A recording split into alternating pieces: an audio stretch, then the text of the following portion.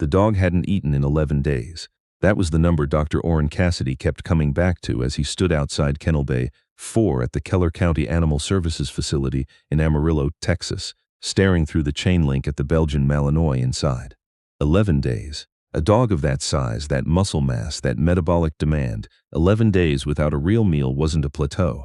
It was a countdown. The Malinois, his name was Torch, according to the file, lay in the far corner of the kennel with his back to the door, not sleeping, just lying there. His ribs showed through his coat in a way they hadn't when he'd arrived 3 weeks ago. His water bowl was touched. His food bowl was not. Dr. Cassidy had been a veterinarian for 22 years, and he'd seen grieving animals before. Dogs that pined, dogs that went quiet after a loss. But Torch was something different, and Cassidy knew it, even if he didn't have the vocabulary to explain it precisely. There was a quality to the dog's stillness that felt less like sadness and more like a decision, like a soldier who'd laid down his rifle and wasn't picking it back up, which, in a sense, was exactly what Torch was. Staff Sergeant Victor Lund had handled Torch for 6 years with the 75th Ranger Regiment out of Fort Moore, Georgia. 6 years of deployments of heat and dust and noise and violence. 6 years of the two of them moving through places most people couldn't find on a map, doing things that didn't get written into reports. Torch had found IEDs in Kandahar. He'd tracked a high-value target through a river valley in northern Syria at 2 in the morning in 40-degree temperatures. He'd pulled a wounded private out of a collapsed building by the collar of the man's vest, bracing and pulling until the beam shifted and the man slid free. Torch had done all of this because Victor Lund had asked him to, because wherever Lund went, Torch went. Because that was the arrangement, unspoken and absolute. Victor Lund had died 9 weeks ago. Cardiac arrest, 41 years old, in the parking lot of a grocery store in Columbus, Georgia. He was buying milk. Torch had been at the kennel on base. By the time anyone thought to tell the dog, there was nothing to tell, no body to see, no grave to visit, no closure of any kind that a dog could process. Lund was just gone, here and then not here. The Army had retired Torch within the week. Procedure. The dog was 8 years old, already past typical working age. His records were transferred.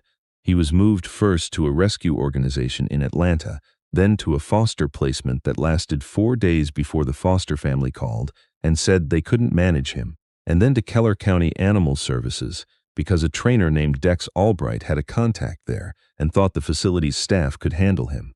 They were trying. Albright himself had driven up from Dallas twice. He'd tried high-value food rewards, real chicken, real beef, things that would make an ordinary dog lose its mind with excitement. Torch had looked at the bowl and looked away. Albright had tried scent work, something to give Torch's brain an assignment. Torch had sniffed once and retreated to his corner. He'd tried long sit sessions outside in the yard, just quiet company, the way trainers sometimes do with difficult animals. Torch had tolerated it the way a person tolerates a waiting room, present but entirely somewhere else. A behaviorist named Dr. Susan McGuire had come out from the university in Lubbock. She'd observed Torch for 2 hours, taken notes in a small spiral-bound notebook, and then sat down with Cassidy and Albright at the folding table in the break room and told them what they already suspected. The dog was grieving, possibly showing signs consistent with canine PTSD, and there was no pharmaceutical intervention she felt comfortable recommending at this stage. Time, she said. Patience, reduced stimulation, a consistent routine. And if he still won't eat? Cassidy had asked. Dr. McGuire had hesitated before answering. Then we'll have a harder conversation. That had been 5 days ago. Now Cassidy stood at Kennel Bay 4 at 6:15 in the morning, holding a stainless steel bowl with scrambled eggs and ground beef mixed in, something one of the kennel techs had read about online, and watching Torch not move. The dog's flank rose and fell. His ear twitched once at some sound outside the building. Otherwise, he could have been a statue. Cassidy set the bowl inside the kennel door the way he always did and stepped back. Torch didn't turn around. The facility opened to the public at 8. At 8:40, a man came in through the front entrance and stood at the counter and asked to speak to whoever was in charge of the military dog. The receptionist, a 23-year-old named Gwen who'd worked there for 8 months and had strong opinions about almost everything, sized the man up in about 4 seconds. He was old. Late 60s, maybe older, it was hard to tell. Tall, but carrying his height in the careful way that people carry themselves when something has gone wrong with a knee or a hip and they've decided not to mention it. His face was deeply lined. His hands, resting on the counter, were large and scarred across the knuckles in a way that didn't suggest any particular explanation. He wore a flannel shirt, dark canvas work pants, and boots that had seen decades of use and been resoled at least twice. Nothing about him was remarkable. Nothing about him called attention to itself. He was the kind of man you'd walk past in a hardware store without a second glance. Gwen went and got Dr. Cassidy. Cassidy came out to the front and looked at the man and said, "I'm Dr. Cassidy. You're here about Torch?" "I am," the man said. "Name's Harold Greer. I live out on Route 9, other side of Pampa. I read about the dog in the paper." The Amarillo Globe News had run a small piece the previous week about Torch's situation. Army dog, grieving handler, adoption appeal.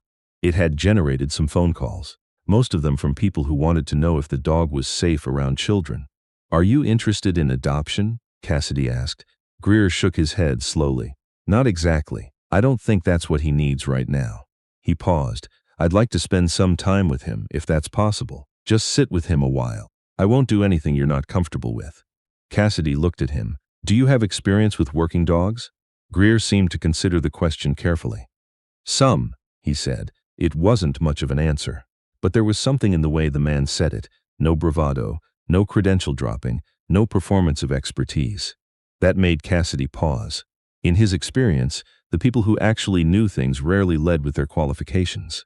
It was the ones who didn't know much who listed everything they'd ever done before they'd finished shaking your hand. "I'll need to stay in the building," Cassidy said. "He's fragile right now, and he's got training that makes him genuinely dangerous if something goes wrong." "I understand," Greer said. Cassidy brought him back. When they reached Kennel Bay 4, Greer stopped a few feet from the gate and just looked. Torch was in his corner, back to the door the way he always was. The food bowl, still the scrambled eggs, now cold, sat untouched near the entrance. Greer looked at the bowl, looked at the dog, looked at the bowl again. "How long's he been off his food?" he asked quietly. 11 days since anything meaningful," Cassidy said. Greer nodded as if this confirmed something he'd already calculated. He stood there for another long moment, not saying anything, just looking at Torch the way a man looks at something he's trying to understand without disturbing it. "Is there somewhere I could sit?" he said finally. "Just outside the gate here, a stool or a bucket or anything at all." Cassidy sent Gwen for a folding chair. Greer placed the chair about 4 feet from the kennel gate, not pressed up against it, not performatively close, just within the zone where a person's presence becomes real to an animal, and he sat down. He didn't lean forward. He didn't make any sound. He rested his forearms on his knees, let his hands hang loose, and he looked at some middle point in front of him, not at the dog. Cassidy watched from the end of the corridor, arms crossed. 5 minutes passed. 10. Torch hadn't moved. Cassidy checked his phone. He had 2 appointments that morning and a stack of intake paperwork from the weekend. He told himself he'd give it another 15 minutes and then he'd need to move on. At the 20-minute mark, Torch's ear moved. Not toward the sound of something, toward the presence of someone. That slow, deliberate swivel that dogs do when they're tracking not a noise but a quality of the air. The dog didn't turn around, but the ear stayed pointed back toward Greer. Cassidy didn't leave. At 40 minutes, Torch shifted his weight. A small adjustment, barely perceptible, but the dog moved from lying fully on his side to a position with his chest off the ground. A sphinx position, the posture of an animal that is no longer fully committed to absence. Greer didn't react. His posture hadn't changed in 40 minutes. He might have been asleep, except that his eyes were open, settled on the middle distance with the patience of a man who had learned, a very long time ago, to wait without unraveling. Cassidy went and dealt with his first appointment. He came back. Greer was still there. Same posture, same stillness. Torch had turned around. He wasn't at the gate. He wasn't close. He'd repositioned himself so that he was facing the corridor, facing Greer, lying with his head on his front paws, about 8 feet back from the chain link. His eyes were open. He was watching. Cassidy stood very still. Greer still hadn't looked directly at the dog. He was doing something that Cassidy had seen done once or twice before, by handlers and by a few experienced trainers. The deliberate act of making your attention available without directing it, existing in the peripheral vision of an animal rather than its direct sightline. It looked like passivity. It wasn't. It was something much harder, the willingness to be present without wanting anything in return. At the 2-hour mark, Greer spoke for the first time since he'd sat down. He said nothing to the dog. he said quietly, to no one in particular. It's a hard thing, losing your person. Just that. Then silence again. Cassidy had to step away. He went to the break room and stood at the coffee maker for a moment, not doing anything, just standing there. He didn't have a name for what he was feeling, exactly, something adjacent to witnessing. When he came back 20 minutes later, Torch was at the gate, not pressed against it, not whining or pawing, just sitting upright, about 2 feet back from the chain link, looking at Greer with the specific attentiveness of a working dog that has identified something worth its focus. Greer still hadn't looked directly at him, but his head had shifted, very slightly, and Cassidy could see that the old man was aware of exactly where the dog was and what the dog was doing, the same way an experienced soldier is aware of everything in a room without appearing to scan it. Cassidy approached slowly and crouched down near the kennel door. Torch watched him crouch and then watched him slide the food bowl, a fresh one, just kibble this time, nothing fancy, inside the gate. The bowl sat there. Torch looked at it. Torch looked at Greer. Torch stood up, walked to the bowl, and ate. Not frantically, the way a starved animal sometimes eats when something finally breaks through. Steadily, methodically, the way a soldier eats when he's been given food and has decided to accept the mission. Cassidy sat back on his heels and let out a breath that he'd apparently been holding for quite a while. Greer looked down at the bowl, watched Torch eat, and said nothing. When the bowl was empty, Torch sat down again and looked at Greer, not pleading, not anxious, just looking. The way a dog looks at someone it has decided to take seriously. Greer finally turned his head and looked back at him.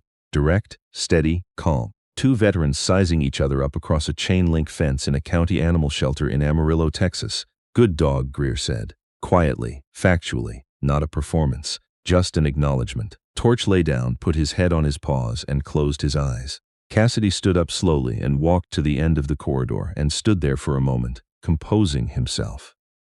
He had been a veterinarian for 22 years.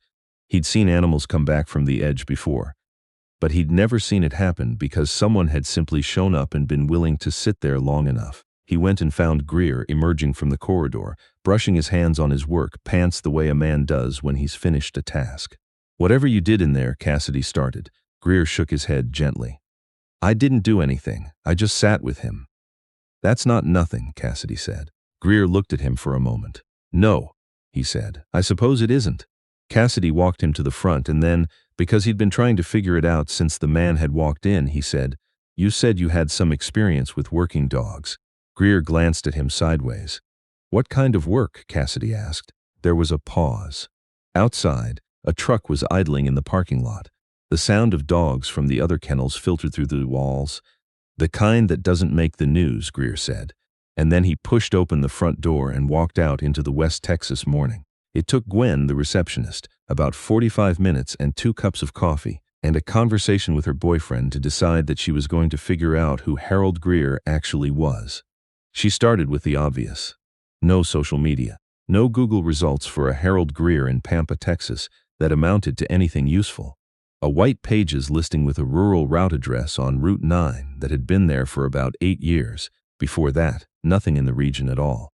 She mentioned this to Dr. Cassidy the following morning when Greer came back for the 2nd day in a row.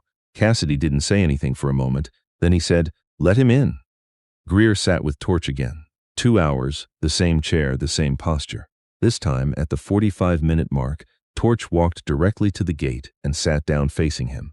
At the hour mark, Greer reached 2 fingers through the chain link and held them still, and after a minute and a half, Torch moved forward and pressed his nose to the man's hand. Cassidy saw it from the end of the corridor and had to look away. On the 3rd day, Cassidy unlocked the kennel door. He watched from a respectful distance as Greer stepped inside, moved to the back wall, and slid down to sit on the floor against it. Not making a production of it, just sitting on the floor because that put him at Torch's level and made him a less imposing object in the dog's space. Torch circled the perimeter of the kennel twice, reading the air, checking everything. Then he came and sat down about 3 feet from Greer and looked at him. There it is, Greer said, to no one in particular. They sat together for an hour. At some point, Torch moved close enough that his shoulder was touching Greer's knee. Greer put one hand on the dog's back very lightly and kept it there. On the 4th day, Cassidy called the adoption coordinator. He explained what had happened. He explained who Harold Greer was, or at least what little Greer had said about himself. He explained that, in his professional judgment, this was a case where matching the animal to a specific person was more important than the standard process, and that the standard process could be expedited. The coordinator, a woman named Pam Ritchie, who had been doing this for 16 years and had heard a lot of unusual requests, asked him to send over the paperwork. On the 6th day, Torch walked out through the front door of Keller County Animal Services on a lead held by Harold Greer. Gwen had printed out a picture from the facility's camera: Greer and Torch in the corridor, the old man sitting in his folding chair, the dog at the gate looking at him. She'd tacked it to the bulletin board in the break room. Nobody took it down. Dr. Cassidy drove out to Route 9 2 weeks later, ostensibly for a follow-up wellness check. It was something he'd told himself he'd do professionally, which was true, but it wasn't the whole truth. The property was a few acres of mesquite and flat grass, with a small house set back from the road and a truck in the driveway that matched the one he'd seen idling outside the shelter. There was a barn behind the house, well-maintained, and a water tank, and a stretch of open yard that was not fenced but was clearly well known to whoever used it. Torch was in the yard. He was moving.